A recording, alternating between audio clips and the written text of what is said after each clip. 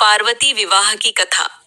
ये कथा सच्चे मन और श्रद्धा से, इस कथा को सुनने से सारी मनोकामना पूर्ण होती है और वैवाहिक जीवन में कभी किसी प्रकार की कष्ट नहीं आएगी।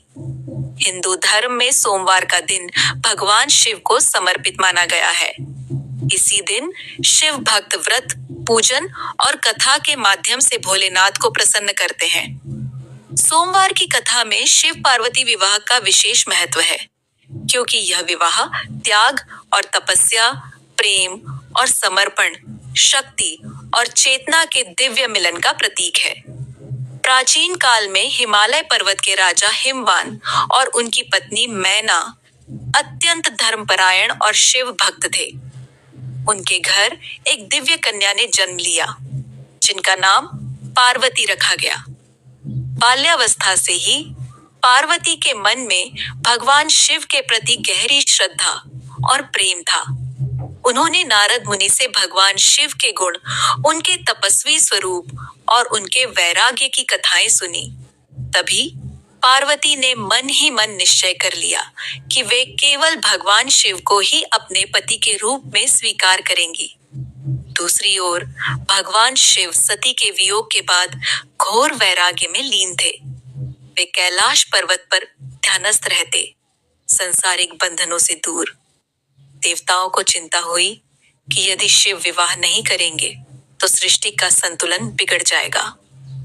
तभी देवताओं ने कामदेव को शिव का ध्यान भंग करने भेजा, किंतु शिव के क्रोध से कामदेव भस्म हो गए। इससे यह स्पष्ट हो गया कि शिव को केवल सच्ची तपस्या और शुद्ध प्रेम ही प्राप्त कर सकता है। माता पार्वती ने कठोर तपस्या प्रारंभ की। उन्होंने वर्षों तक हिमालय की गुफाओं और वनों में रहकर भगवान शिव की आराधना की। कभी अन्न त्याग दिया, कभी जल पर जीवन बिताया, कभी केवल पत्तों पर निर्भर रही। उनकी तपस्या इतनी कठोर थी कि तीनों लोकों में उसका प्रभाव दिखने लगा। देवता, ऋषि और मुनि उनकी तपस्या से प्रसन्न हो गए। आखिरकार भगवान शिव माता पार्वती की भक्ति, त्याग और तपस्या से प्रसन्न हुए। उन्होंने पार्वती की परीक्षा लेने के लिए एक वृद्ध ब्राह्मण का रूप धारण किया और उनसे कहा कि शिव एक औघड़, भस्मधारी और विरक्त योगी हैं। उनसे विवाह करना उचित नहीं। लेकिन पार्वती अपने संकल्प में अडिग रही और कहा कि उनके लिए शिव ही सर्वस्व है। यह सुनकर भगवान शिव अत्यंत प्रसन्न हुए और अपने वास्तविक स्वरूप में प्रकट होकर पार्वती को स्वीकार किया। जब विवाह की बात हिमालय राज के दरबार में पहुंची, तो माता मैना को चिंता हुई कि उनका दामाद एक तपस्वी, भस्मलिप्त और साधारण वेश में होगा। लेकिन नारद मुनि ने उन्हें समझाया कि शिव स्वयं महादेव हैं, सृष्टि के रचयिता, पालनकर्ता और संहारक। विवाह का शुभ मुहूर्त निश्चित हुआ। कैलाश पर्वत पर भव्य तैयारी होने लगी।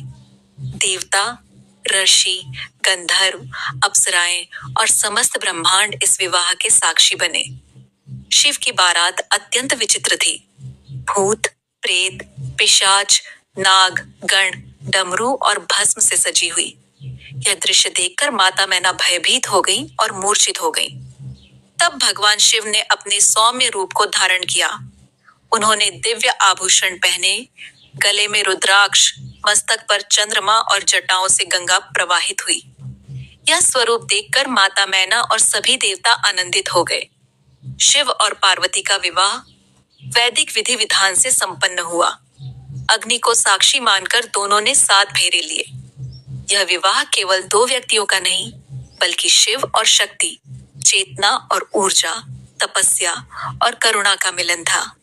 विवाह के बाद माता पार्वती कैलाश की महारानी में बनी और भगवान शिव के साथ सृष्टि के संचालन में सहभागी हुई।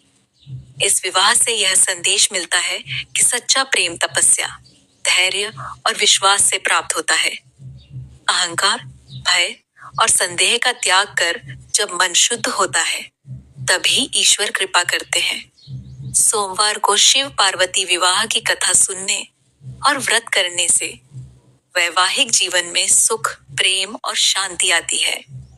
अविवाहित कन्याओं को मनचाहा वर मिलता है और दाम्पत्य जीवन में आ रहे कष्ट दूर होते हैं। नमः शिवाय। भोलेनाथ और माता पार्वती की कृपा सभी पर बनी रहे। ऐसे ही और कहानी और कथा सुनने के लिए हमारे चैनल को लाइक, शेयर, फॉलो और सब्सक्राइब करें। धन्यवाद। आपका दिन शुभ हो, मंगलमय हो।